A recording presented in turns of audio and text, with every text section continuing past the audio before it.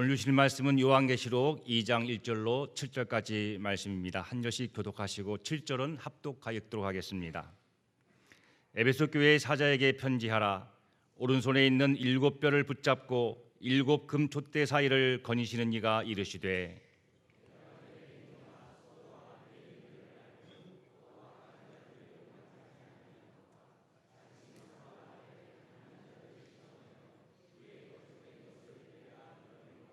또 내가 참고 내 이름을 위하여 견디고 게으르지 아니한 것을 아노라.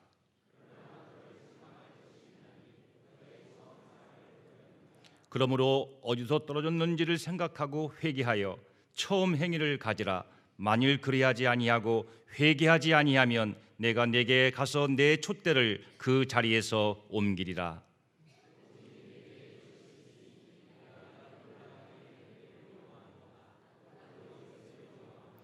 귀 있는 자는 성령이 교회들에게 하시는 말씀을 들을지어다. 이기는 그에게는 내가 하나님의 낙원에 있는 생명나무의 열매를 주어 먹게 하리라. 아멘. 이제 처음 사랑으로라는 제목으로 허주 목사님 말씀 전해 주시겠습니다.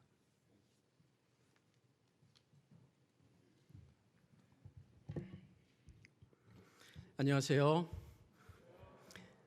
생명이 움텄는 이 계절에 여러분 다시 뵙게 되어서 주님께 감사드리고 또 귀한 예배 가운데 성령 하나님께서 운행하셔서 우리 마음을 또 터치해 주시기를 원합니다. 제가 올 때마다 찬양대가 잘하는 건 아니죠? 참 오늘도 찬양팀부터 시작해서 저는 굉장히 은혜를 많이 받았습니다. 제 입장에서는 거의 예배를 다 드리지 않았나 싶은 마음이 들 만큼 오늘 찬양팀 또 찬양대의 귀한 찬양을 통해서 많은 은혜를 받게 되었고요.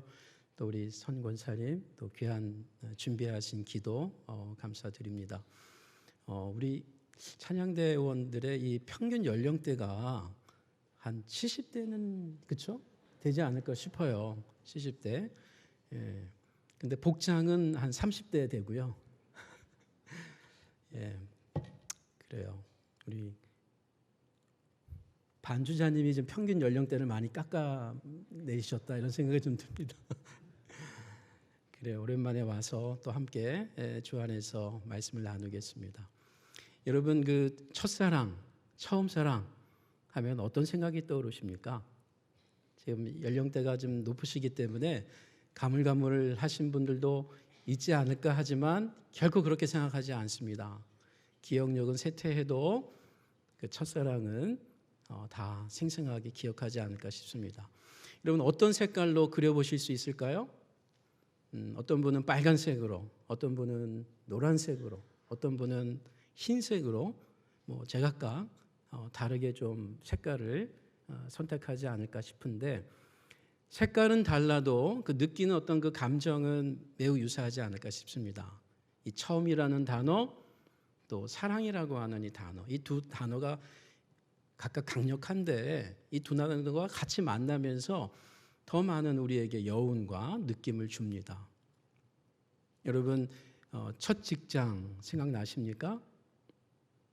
첫 직장에 다녀서 열심히 일해서 한 달이 지나서 받았던 첫 봉급 기억나세요?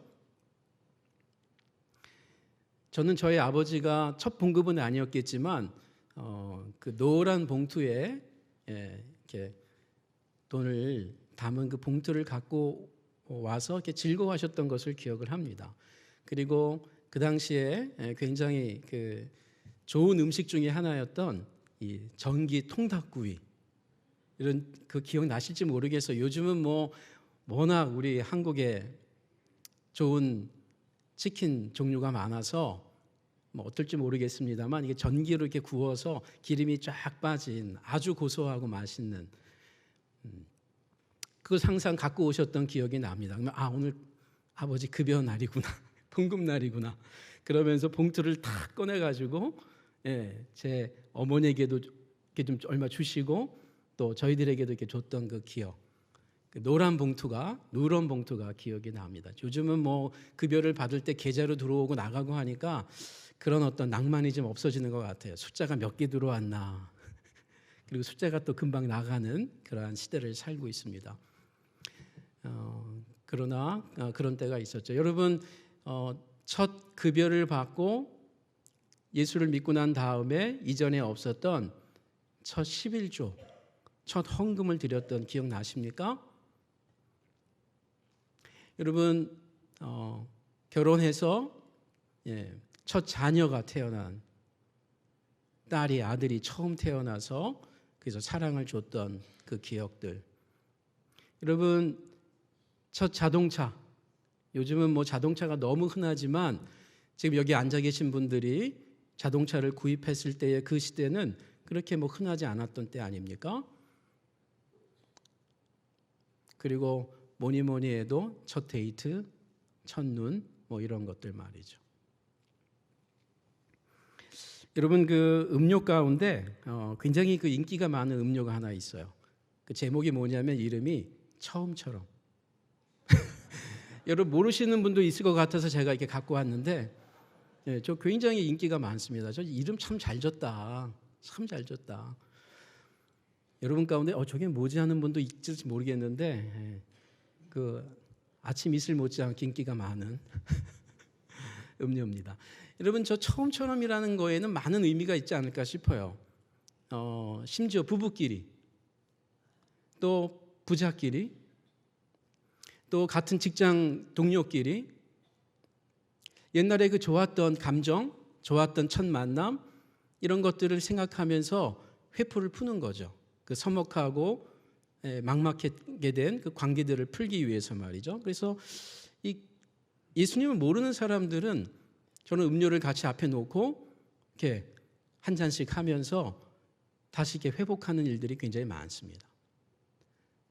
그래서 그런지 사도 바울은 그 옛날에 우리에게 술에 취하지 말고 성령에 취해라 라는 말을 했어요. 말하자면 우리 힘으로는 안 된다는 거죠. 말똥말똥한 우리 정신으로는 이 깨어진 관계를 회복해내기가 쉽지가 않은 거예요. 처음처럼 돌아가기가 쉽지가 않아요. 그러니까 술에 취하든지 성령에 취하든지 그중에서 우리는 성령에 취해서 그 일을 해야 된다. 그러니까 우리가 성령에 취하지 않으면 성도들이 가끔 술 한 잔도 하면서 좀 풀어내는 것도 괜찮지 않을까 싶어요. 맨정신으로 안 된다면 말이죠.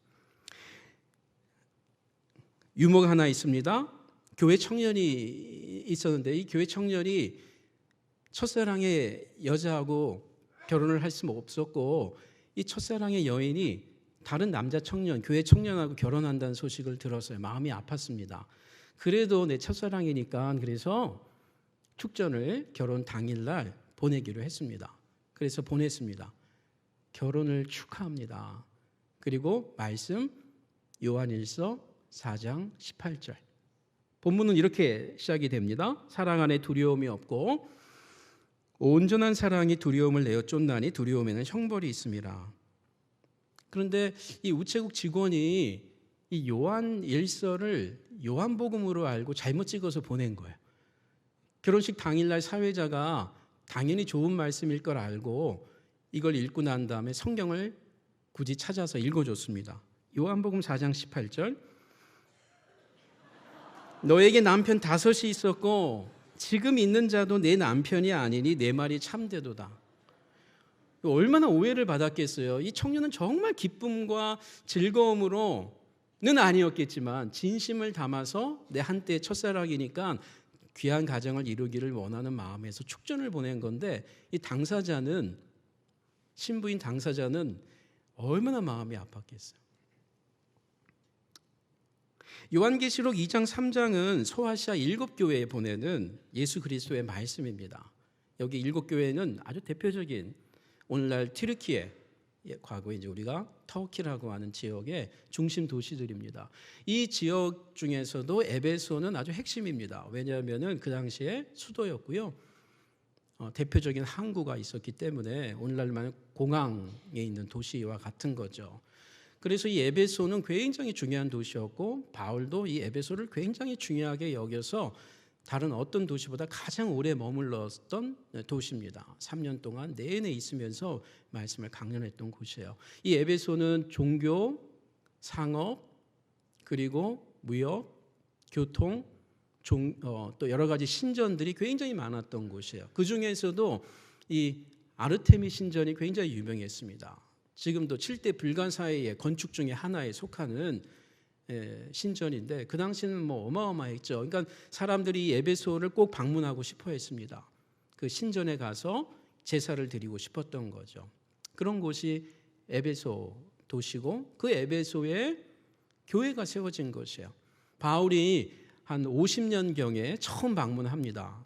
동역자들과 함께. 그래서 우여곡절 끝에 그곳에서 교회가 세워지죠. 그리고 이 에베소 교회에 나중에 편지를 또 바울이 보내게 됩니다. 그리고 요한계시록이 지금 쓰여진 요 당대에는 약 한 95년경 가장 로마 황제 가운데에 박해가 극심했던 도미티아누스 황제 때 약 95년경에 이 편지가 반모섬에서 이 사도 요한이 계시를 받고 쓰인 편지입니다.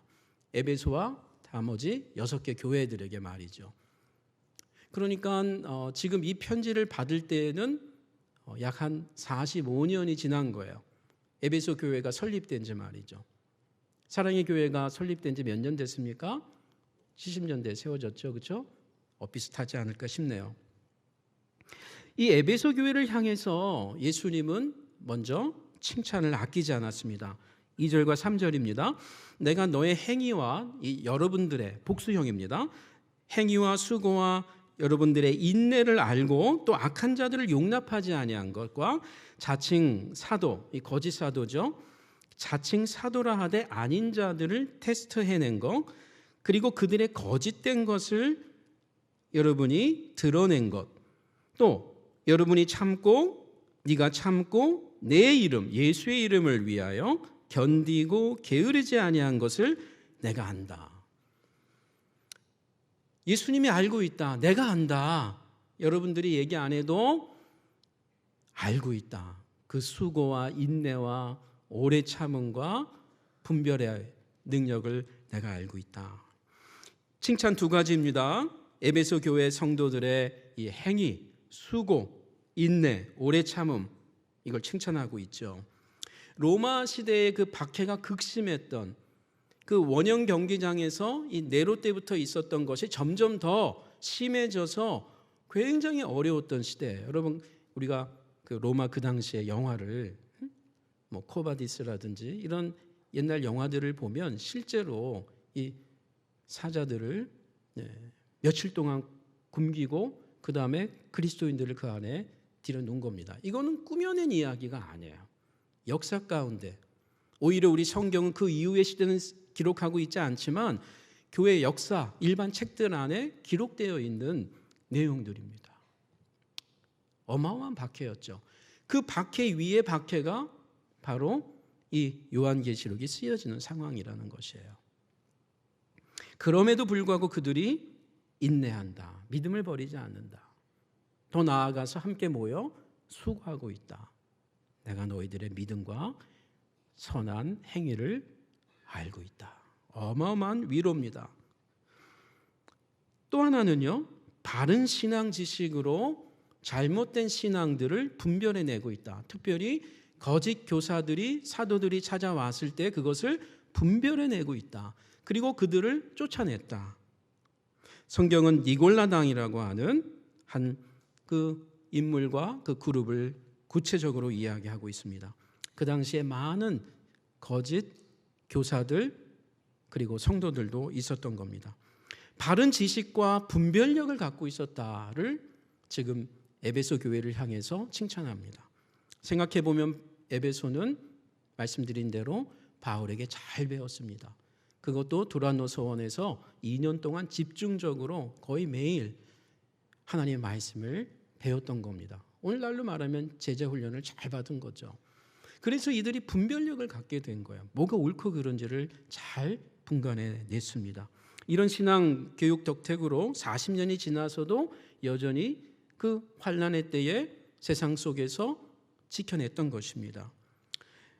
이런 그들의 신앙과 삶의 이런 어떤 오래 참음을 수고를 예수님이 알고 있다라고 하는 말 얼마나 위로가 되겠습니까? 여러분 지금 여러분 각각의 장소에서 어떤 역할들을 하고 있을 겁니다. 다른 어떤 지역교회보다 이 사랑의 교회 갱신 공동체는 그야말로 일당백을 하지 않으면 이게 유지되기가 어려운 공동체입니다. 어느 한 개인에 의해서 움직일 수 있는 공동체가 아니잖아요. 운영위원장도 있고 운영위원회도 있고 하지만 여러분 스스로가 주인의식을 갖고 여기가 누구의 교회가 아니고 주님의 교회이자 나의 주님의 교회라고 하는 우리의 교회라고 하는 이 어떤 다른 지역에서 보기 어려운 가운데 여러분들이 지금까지 헌신하고 있습니다. 찬양대원으로 또 지금 여기서 예배를 드리지 못하는 교사로 안내위원으로 재정위원으로 기타 등등 많은 수고들이 있습니다. 무엇보다 앞에서 섬기는 분들이 많이 계신 걸 알고 있습니다.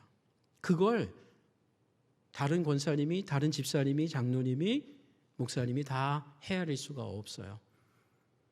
그걸 주님이 알고 있다. 작년에 얼마나 수고한 거 내가 알고 있다. 계속 그 자리를 지키고 있는 거 고맙다. 주님이 얘기하시는 겁니다. 여러분 가족끼리도요. 잘 몰라주면 섭섭해집니다. 나이가 들면 더 그렇게 됩니다. 아무것도 아닌 것인데 그것이 큰 때에 따라서는 불화를 가져오기도 합니다. 근데 알고 있다. 알아주는 것 자체가 큰 힘이 된다는 거예요. 특별히 가정주부들은 말이죠. 지난 30년, 40년, 50년 동안 우리 가족에게 밥을 해줬다. 그거 하나만으로도 나이가 많으신 우리 남편 성도 여러분 정말 부인을, 아내를 높여 주셔야 합니다.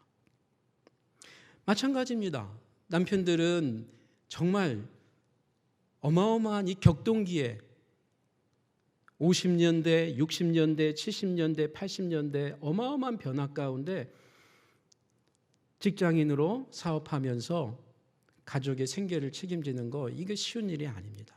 그 일을 수많은 경쟁 속에서 묵묵히 감당했던 거 한평생 동안 우리가 잊을 수 없는 고마움이죠. 성도 여러분, 여러분은 지금 부모로, 자녀로, 또 성도로 어떤 봉사와 인내를 하고 계십니까? 가까운 남편도 아내도 자녀도 부모도 모를 때가 많습니다. 저는 작년부터 급격하게 좀 건강이 떨어지게 되신 저희 아버지 31년생인데요. 저희 어머니는 35년생이시고 이제 93세가 되셨는데 저희 아버지가 작년부터 이제 방문해서 그냥 과거처럼만이 아니고 이렇게 목욕을 시켜드려야 됩니다. 그러면서 많은 생각을 제가 갖게 됩니다. 제 위에 형님과 누님도 있지만 제가 막내인데 제가 가까이 있기 때문에 좀 더 가까이 갈 수 있는 그러한 관계인데요. 그런데 옛날에 제가 아버지 손을 붙잡고 아까 봉급날도 얘기했지만 그 목욕탕을 데리고 갔던 것들이 기억에 많이 납니다. 근데 이제는 아버지가 혼자 목욕탕에 갈 수가 없어요. 집에서도 쉽지가 않습니다. 그 옛날 생각을 해보면서 그 조그만 거지만 이렇게 시간을 같이 보내고 이 얘기 저 얘기를 하는 시간이 참 의미가 있다는 생각을 하게 됩니다. 어떤 때에는 저도 여러 가지 일들 때문에 또 가지 못할 때도 있지만 특별한 일이 없으면 웬만하면 가려고 합니다. 그러면 가면서도 내가 오늘 또 가야 되나? 이런 생각을 할 때도 있습니다. 자식이지만. 그러면서 이 본문을 생각하면서 주님이 알고 계시겠다. 나의 마음을 또 우리 아버지의 마음을. 여러분 31년생이면 겪을 걸 다 겪은 분이거든요. 6.25도 겪고 그렇죠? 일제도 벗고 저희 아버지는 6.25 때 참전 용사였어요. 학도병이었습니다. 요즘은 그 얘기를 참 많이 하세요. 제가 100번도 더 들은 것 같아요. 한 얘기 또 하시고 처음 듣는 것처럼 그것도 굉장히 좋아하세요.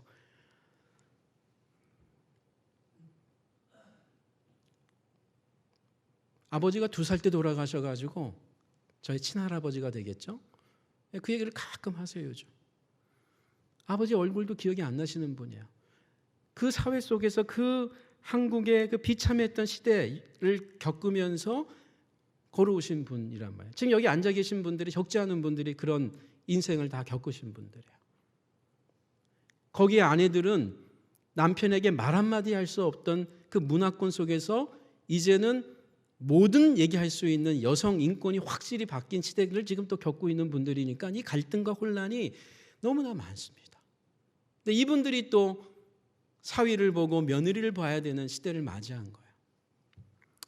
여러분, 주님이 알고 계시다. 그 말씀하고 있습니다.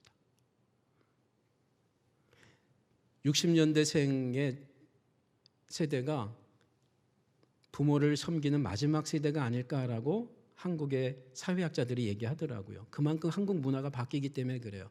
자녀를 끝까지 책임져야 될 세대이면서 부모를 또한 책임져야 되는 세대의 마지막 세대를 한국의 사회학자들이 60년대생으로 보더라고요. 그러니까 그 이전의 분들은 더 말할 나이가 없었던 거예요. 이제 앞으로 70년, 80년대생들은 부모를 그렇게 섬겨야 된다는 생각도 없을 뿐더러 자식도 서양식으로 내가 고등학생 때까지 대학은 너가 이제 알아서 해라. 이게 좋고 나쁨을 떠나서 이렇게 바뀌고 있는 시대란 거예요.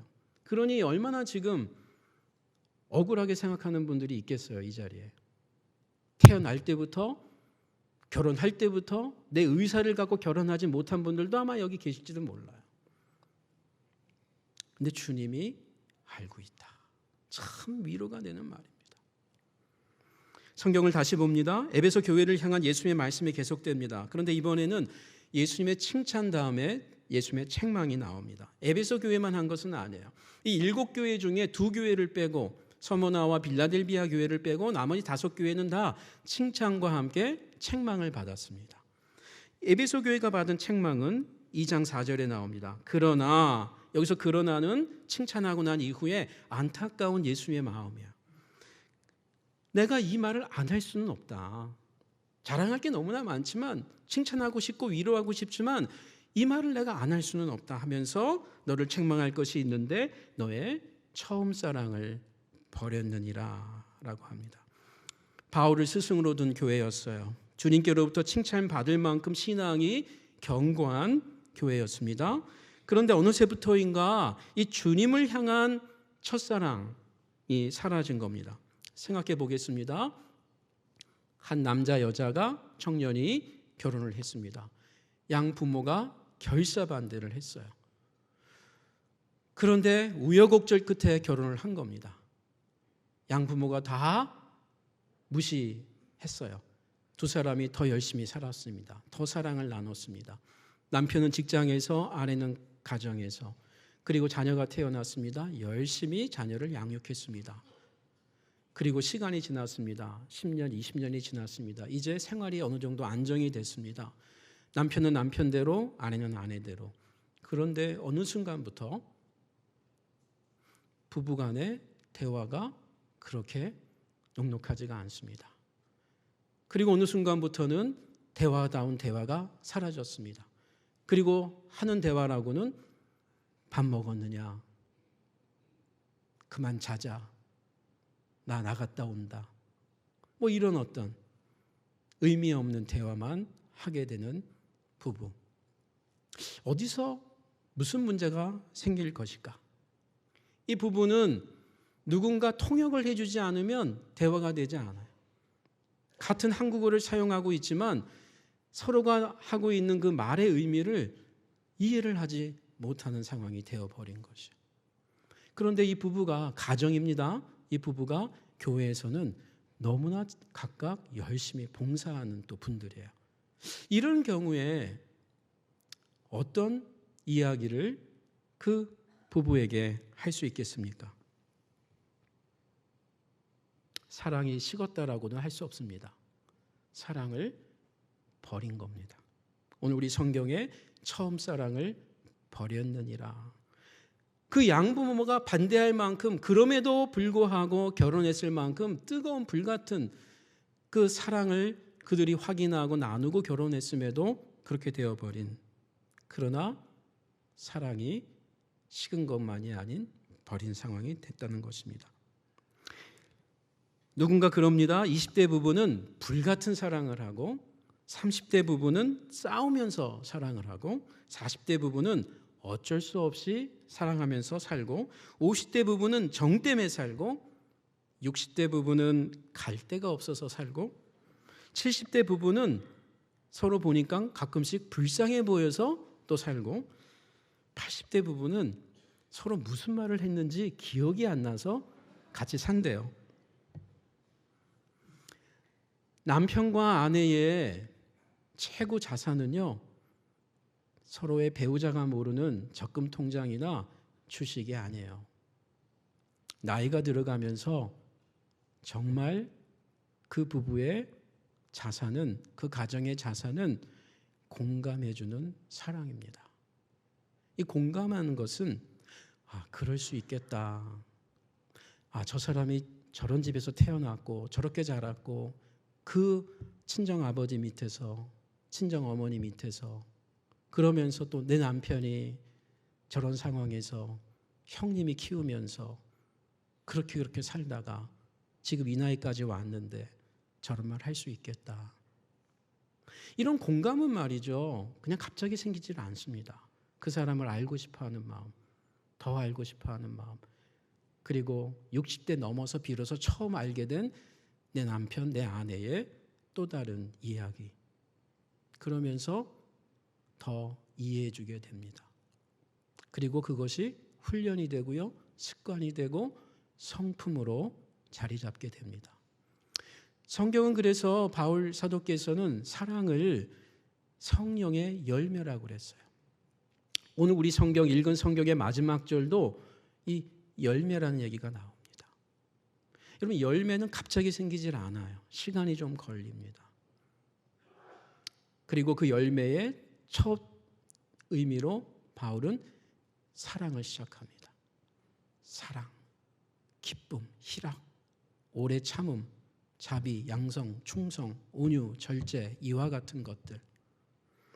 2장 4절에 너의 처음 사랑을 버렸느니라를 조금 더 생각해 봅니다.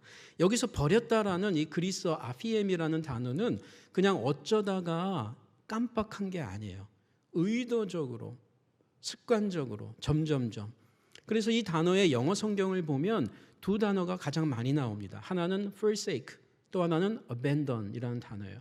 이 두 단어는 영어 성경에 이 두 단어가 자주 나오는데요, 이 본문에서 국적을 버린다라고 할 때 이 단어를 지금도 씁니다.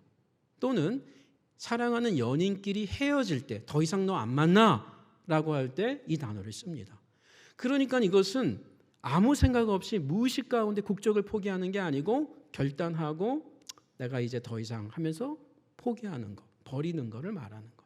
연인과의 관계를 더 이상 안 만나겠다고 끊을 때, 관계를 단절시킬 때에도 그런 단어를 쓰는 것이에요. 그러니까 너의 첫사랑을 버렸다라는 그 단어는 굉장히 강한 것이에요. 어쩌다가 한 번이 아니고 습관적으로 계속. 이게 너무 익숙해지면서 그렇게 될 수 있는 것이죠. 여러분, 자녀를 버렸다라고 할 때 오늘 우리 성경이 말하는 이 아피에미 단어를 쓸 수가 없는 거예요. 어쩌다가 많은 인파 속에서 내 자녀를 놓칠 수는 있지만 의도적으로 버릴 수는 없는 거예요. 하기는 요즘 나이 많은 부모를, 친부모를 또는 시부모를 함께 해외여행 갔다가 놓고 오는 분들이 있더라고요. 여러분, 신문에 몇 차례 났죠? 한두 분이 아니에요. 오죽하면 그랬을까, 그 치매 걸린 분을 오죽하면 그랬을까도 한번 생각은 해볼 수는 있지만 그럼에도 불구하고 어떻게 라는 탄식을 아니할 수 없는 그런 세상이 되어버린 것이에요. 여러분, 우리가 어떻게 자식을, 부모를 의도적으로 버릴 수 있겠어요? 근데 지금 이 단어가 그런 단어예요. 여러분, 핸드폰을 내가 의도적으로 버린다, 이건요 그냥 깜빡 어디다 놓는지를 모르겠다라는 것은 가능해도 의도적으로 버린다는 것은 한강에 던져버렸다, 이건 말이죠 뭔가 문제가 있는 거예요. 그렇죠? 의식을 갖고 버려버리는 거예요. 에베소 성도들이 하나님을 향한 처음 사랑을 너무 당연시하면서 어느 순간부터 그 사랑을 망각한 거예요. 에베소 성도들이 소유했던 이 처음 사랑을 에베소서는 잘 보여줍니다. 바울의 선포가 되겠죠. 에베소서 2장 3절 이하에 전에는 우리도 다 그 가운데 우리 육체의 욕심을 따라 지내며 육체와 마음에 원하는 것을 하여 다른 이들과 같이 본질상 진노의 자녀였더니 긍휼이 풍성하신 하나님이 우리를 사랑하는 그 큰 사랑을 인하여 허물로 죽은 우리를 그리스도와 함께 살리셨고 라고 합니다. 처음 사랑을 버렸다고 하는데 그 처음 사랑이 뭔가 에베소서를 보니까 이 에베소 교회가 버린 처음 사랑은 우리가 죽은 것 같은 우리를 살린 게 아니고 완전히 죽었던 우리를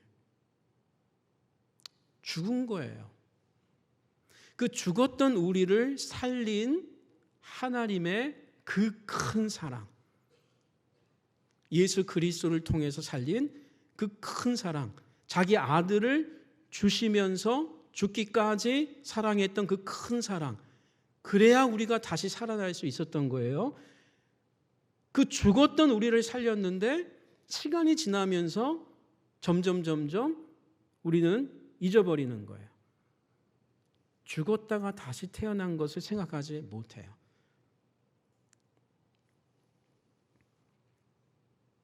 저 사람이 내가 교통사고를 당할 뻔했는데 저 사람 때문에 그 사람은 불구가 되고 죽진 않았어요. 불구가 되고 나는 비장애인이 되어서 여전히 내가 내 발로 걸을 수 있다. 이게 얼마나 감사하고 귀한 일이에요. 그런데 시간이 지나면서 그것을 망각할 수도 있겠죠.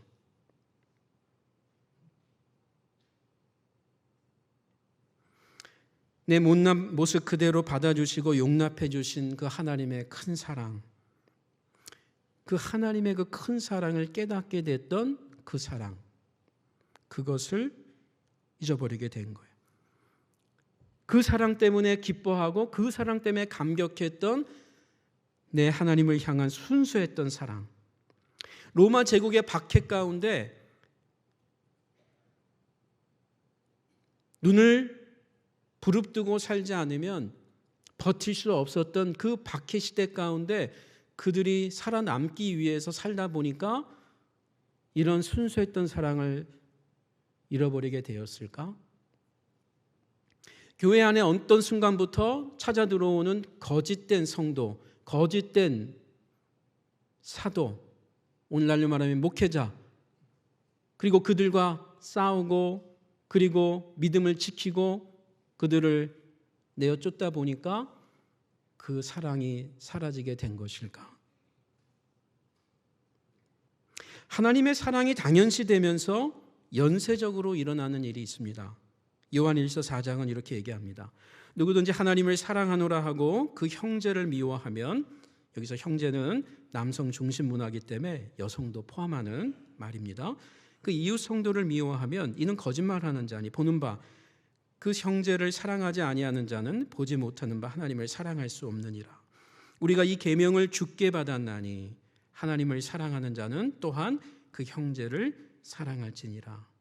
베드로후서 1장 5절에서 7절에도요, 많은 그리스도인의 그 좋은 덕목, 신앙의 색깔들을 이야기합니다. 믿음을, 덕, 지식, 절제, 인내, 경건, 형제 우애. 그리고 베드로 사도도 바울과 동일하게 마지막으로 뭘 얘기하냐 하면 이 위에 사랑을 더하라.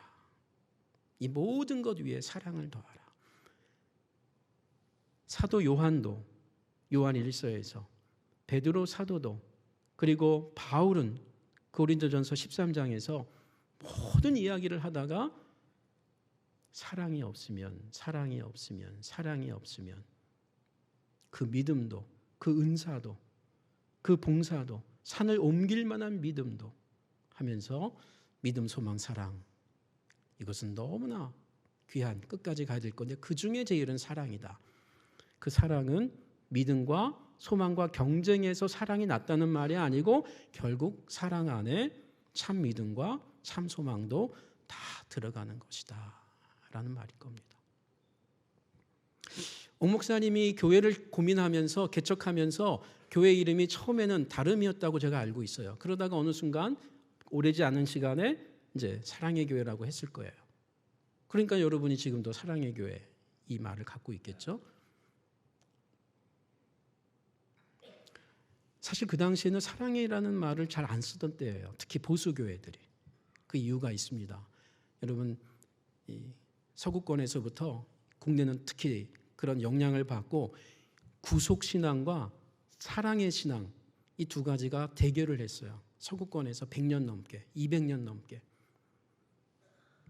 이 구속을 강조하는 신앙이 있었고요. 그리고 이 구속이 중요한 게 아니고 결국은 사랑이 기독교야. 그래서 이 사랑이라는 말을 강조했습니다. 사랑이 기독교야.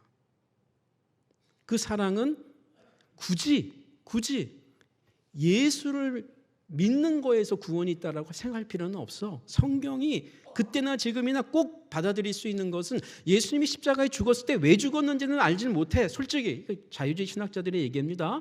그래서 여러분 1900년도에 이미 기독교란 무엇인가라고 하는 책에서 하르낙이라는 유명한 신학자가 진보주의 신학자입니다.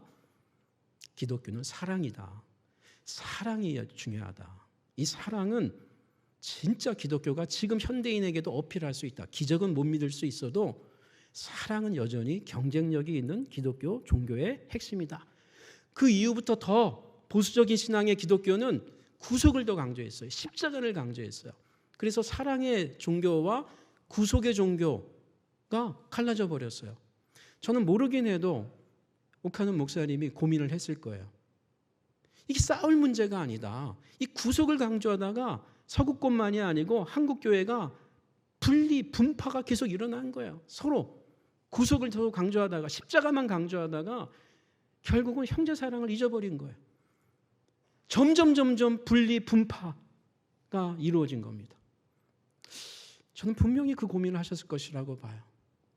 그래서 사랑의 교회, 진짜 구속을 믿는 자들은, 십자가의 구속의 은혜를 믿는 자들은 사랑의 성도들이다. 이걸 빼앗길 수가 없다. 십자가를 믿지 않는 사람도 사랑하자고 하는데 기독교의 의미가 사랑이라고 하는데 우리는 더 사랑해야 될 자가 아니냐 한 게 성경의 말씀이라고. 계시록 2장을 다시 보겠습니다. 여러분 5절입니다. 그러므로 어디서 떨어진 것을 생각하고 회개하여 처음 행위를 가지라. 만일 그리하지 아니하고 회개하지 아니하면 내가 내게 가서 내 교회의 촛대를 그 자리에서 옮기리라. 여러분 어떻게 처음 사랑을 회복할 수 있는지를 예수께서 문제만 지적한 게 아니고 처방전을 내려줍니다. 그런데 말씀드린 것처럼 이 5교회들이 다 책망을 받거든요. 근데 이 책망의 내용이 조금씩 틀려요. 그런데 이 5교회들이 모두 에베소 교회와 동일하게 처방전이 같아요. 회개하라요. 오늘날 말은 이런 거예요. 병원에 갔어요. 진단을 받았어요. 감기 걸렸네요. 진단 받았어요. 당뇨입니다. 고혈압입니다. 고지혈입니다. 그런데 의사가 주는 처방전은 똑같아요. 회개라고 하는 똑같은 처방전을 주는 거예요. 이거 하나면 감기도 낫고 고지혈도 낫는다는 거예요. 영적 처방전이 같다는 거예요. 지금 예수님께서 5교회의 책망의 내용들은 다르지만 핵심은 똑같아요. 처방전은 회개하십시오.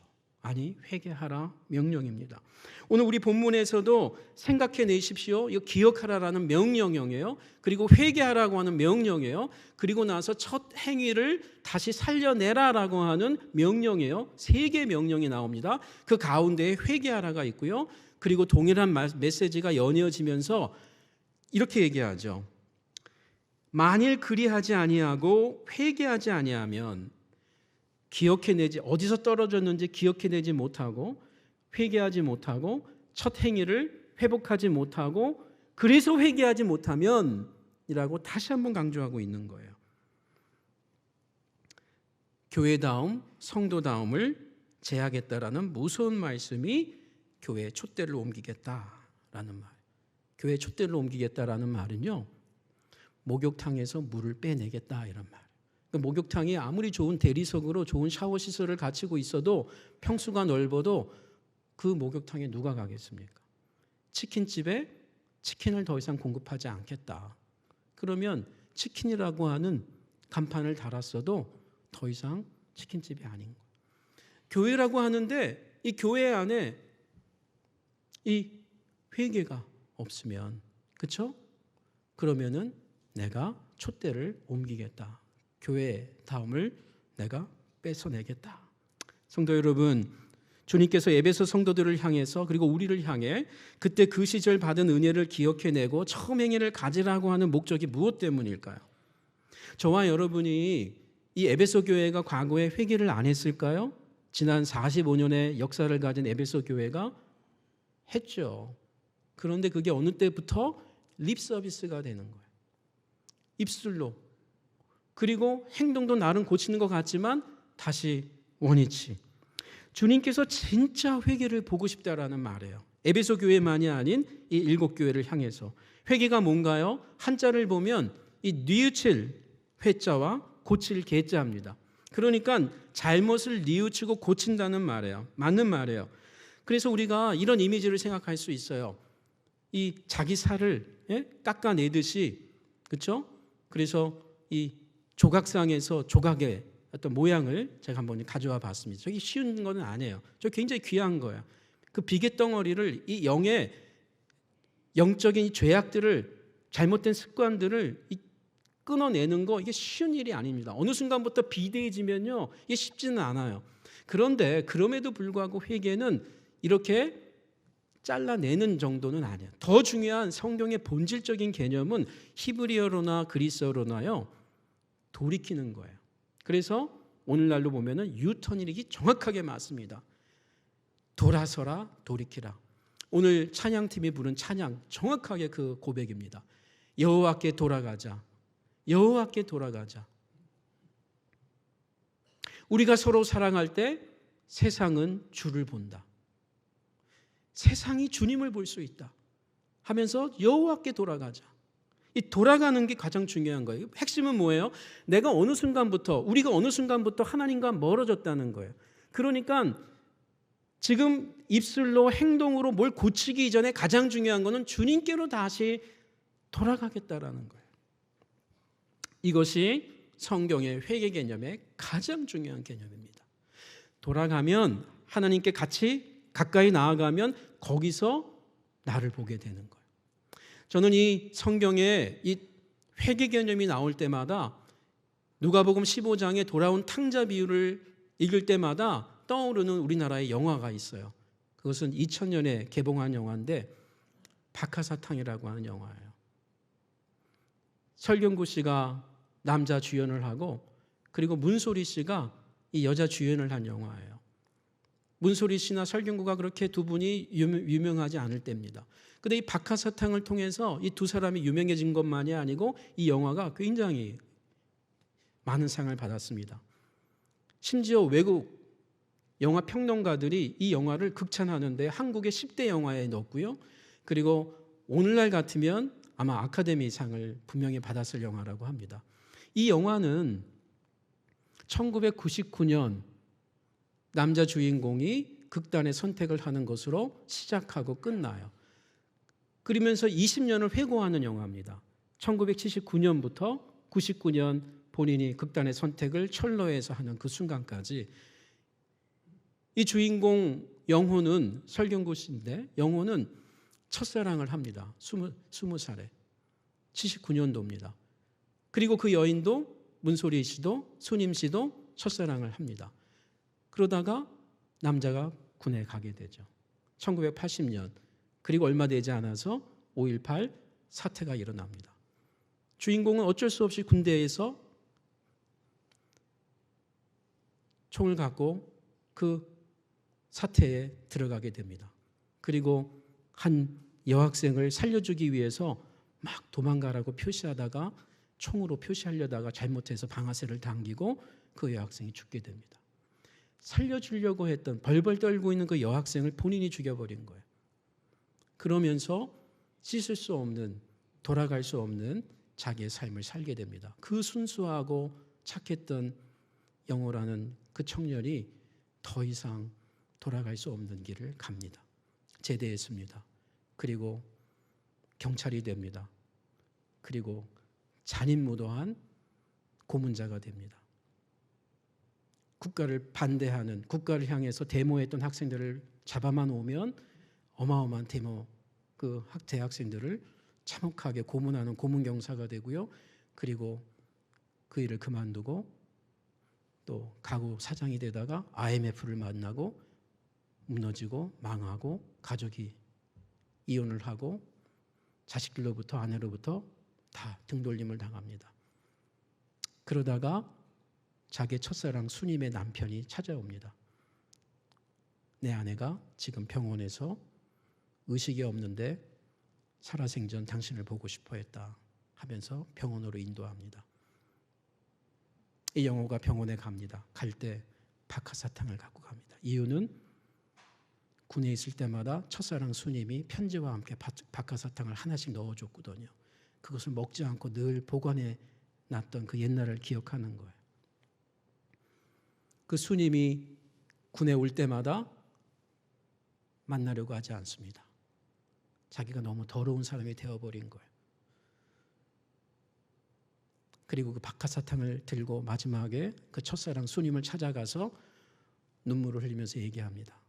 사실 그때 내가 당신을 만나고 싶어서 안 만난 게 아니고 너무나 내가 지저분해지고 더러워져서 당신의 그 순수한 사랑을 내가 받을 수 없는 사람이 됐어 하면서 눈물을 흘리면서 고백을 합니다. 수님은 무의식입니다만 눈에서 눈물이 흐릅니다. 그리고 영화는 끝이 납니다. 주인공이 철로에 올라가서 극단의 선택을 하고 마지막에 이렇게 외칩니다. 나 다시 돌아갈래. 크게 외칩니다. 그리고 영화가 끝납니다. 그걸 잊을 수가 없습니다. 저는 그 영화에서.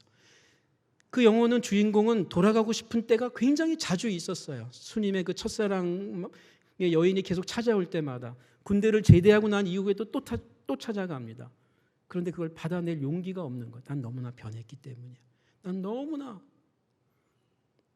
그런데 여러분, 우리는 돌아갈 때가 있습니다. 그 영화보다 더 극악한 내 아내가, 내 남편이, 내 자녀들이, 부모가 모르는 어떤 죄악을 범했을지라도, 씻을 수 없는 것을 범했을지라도 예수 그리스도의 십자가 앞에서 우리가 다시 죽었던 우리를 살리시는 그 주님 앞에 우리가 다시 돌아갈 길이 있는 저와 여러분입니다. 여러분, 예수님께서 공생의 사역 가운데 처음으로 선포한 내용이 뭔지 아시죠? 회개하라, 천국이 가까이 왔다.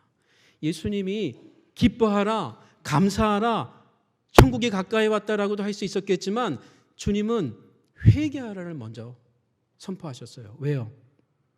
회개해야, 하나님께로 돌아가야 기쁨도 회복하고 감사도 회복하기 때문이에요. 그런데 이 유대인들이 왜, 하나님을 믿는 유대인들이 왜 하나님께로 돌아가지 못했을까요? 그 회개하라는 말에 왜 회개를 못했을까요? 다수가 그 나사렛 예수의 초라한, 그 초라한 예수 안에 있는 하나님이 안 보입니다. 인정하고 싶지 않은 겁니다. 여러분, 오늘 우리가 하나님께로 돌아간다라고 하는 이 에베소 교회를 향해서 예수께서 회개하라고 하는 그 말씀의 그 중요한 메시지 포인트가 뭘까요? 오늘 내 남편 안에 있는, 내 아내 안에 있는, 내 자식, 말썽 피우는 그 자식 안에 있는, 내 불편한 힘이 없는 내 부모 안에 있는 그 하나님을 보라는 거예요. 거기서 하나님의 손을 보라는 거예요. 그분의 손을 잡으라는 것이에요. 그분의 얼굴을, 눈동자를 다시 보라는 거예요. 그리고 안아보라는 것이에요. 지극히 작은 자 한 사람에게 한 것이 곧 나에게 한 것이라고 하는 그 예수님의 말씀인 것이죠. 여러분, 오늘 교회력으로 종료주일입니다. 그리고 주님은 마지막 일주일을 묵묵히 걸으셨습니다. 우리가 주님께로 돌아가기 위해서. 그리고 부활의 새날을 주님이 열어주십니다. 이 한 주간 우리가 묵상하면서 여호와께 돌아가는 놀라운 은혜가 여러분 개인과 가정과 공동체에 함께하기를 원합니다. 기도하겠습니다. 주님 고맙습니다. 우리를 향하여 말씀하시는 하나님의 위로와 격려와 칭찬을 받고 우리를 향하여 또한 말씀하시는 책망의 소리를 들으며 주님께로 더욱 가까이 가는 2024년 이 마지막 사순절의 끝자락 되도록 은혜 베풀어 주시옵소서. 예수님 이름으로 기도합니다. 아멘.